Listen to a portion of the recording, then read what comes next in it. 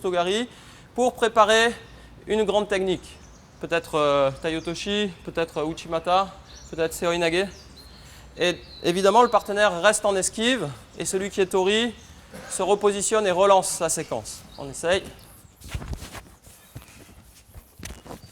C'est des exercices qui sont très dynamiques, qui jouent beaucoup sur la relation timing-distance.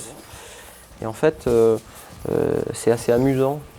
C'est agréable, on peut répéter longtemps en se faisant plaisir. On ne se rend pas vraiment compte qu'on répète, qu'on est véritablement en train de travailler sur des choses très qualitatives. On essaye d'être précis au niveau du timing, au niveau de la perception de la distance. Et puis on joue avec le partenaire. C'est un petit peu comme un chat qui joue avec une souris. On essaye de perturber son équilibre. Lui essaye d'être sincère dans la réaction. On lui fait une feinte, on essaie de le surprendre.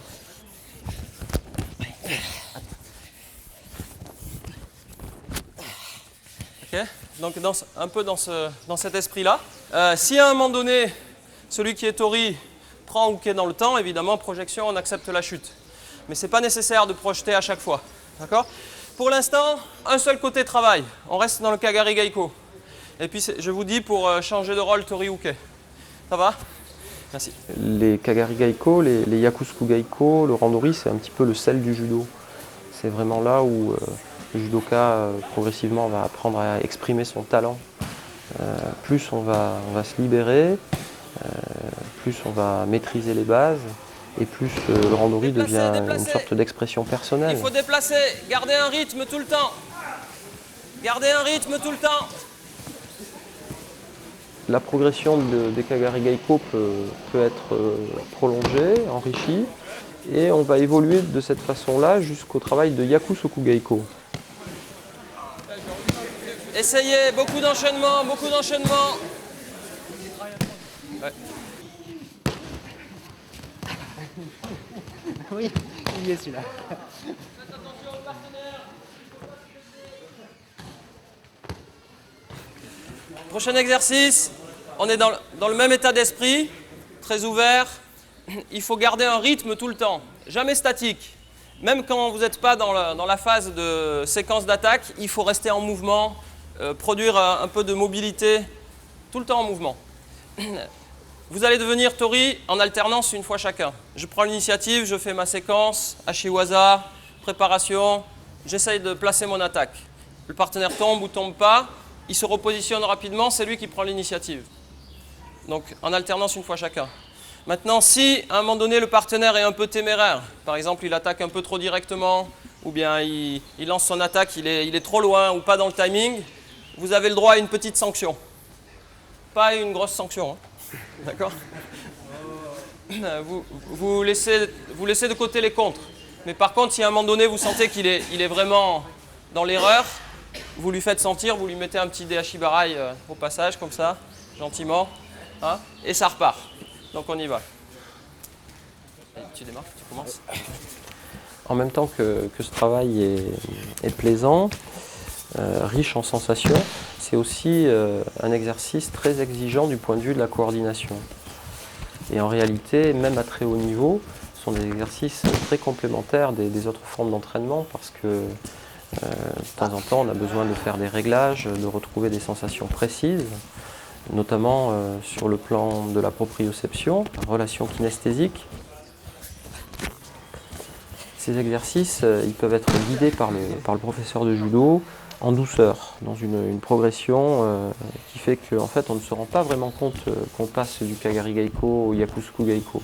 L'exercice devient de plus en plus interactif entre Uke et Tori, et on peut souvent arriver jusqu'au Randori sans avoir même prononcé le mot de Randori.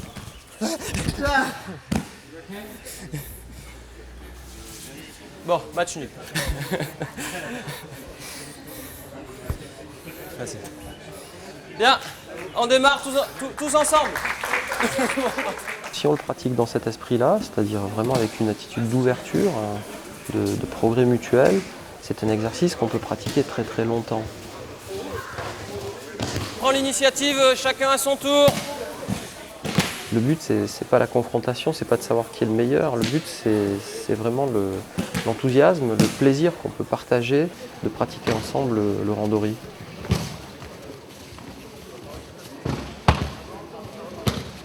À la base de cette séance et puis de ces procédés d'entraînement, de cette démarche pédagogique, il y a vraiment quelque chose qui est essentiel pour pouvoir réussir à ressentir tous ces exercices, c'est le relâchement.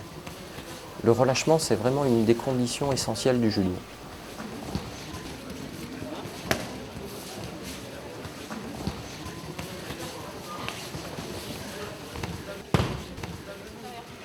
On travaille sans catégorie d'âge, sans catégorie de sexe, sans catégorie de poids.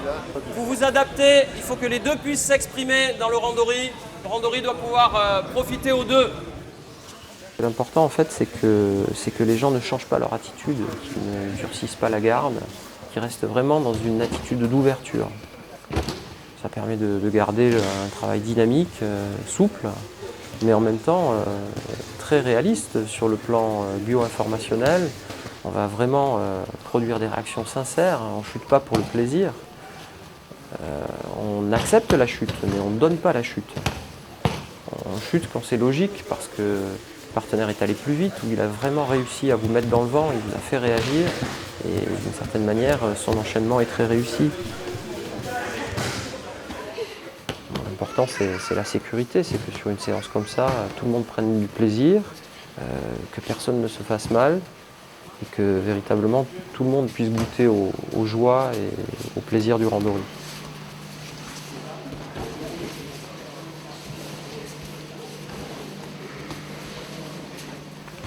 Ce sont des procédés d'entraînement qu'on peut utiliser également avec des grands collectifs, ce qui peut permettre dans les stages ou dans les cours de judo, lorsqu'on est nombreux, de rassembler des judokas d'âge différents, de faire vraiment des regroupements, et puis d'avoir une séance où tout le monde pratique ensemble.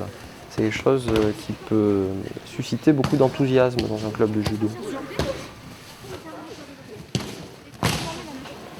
Dans le cadre du projet judo, on a vécu une expérience très enrichissante dans la mesure où maintenant les judokas de Nancy, comme les judokas de Paris, les judokas de Brest, les judokas de Marseille ou de Lille, ont cette expérience en commun. C'est-à-dire qu'on sait que si on prend son judo-gi et puis on va dans un dojo aux quatre coins de l'hexagone, on peut partager une séance de cette nature et véritablement se retrouver sur ce plaisir et cet enthousiasme du randori.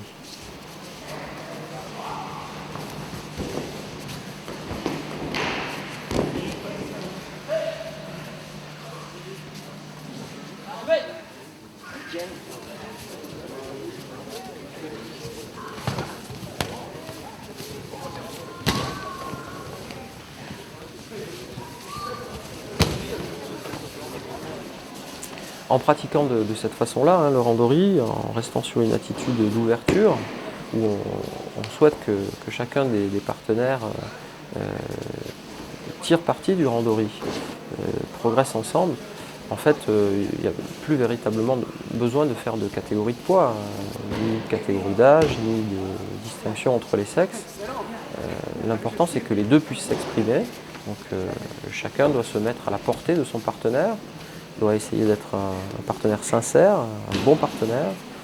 Et donc de cette façon-là, tout le monde peut travailler ensemble. Bon, en même temps, ça c'est fondamentalement notre culture commune. On dit souvent le judo c'est une grande famille, c'est une communauté, etc. Mais pour que ça soit vrai, il faut qu'on ait un langage commun, qu'on ait une culture commune. Et le randori, bien évidemment, c'est une façon de le démontrer et de le renforcer.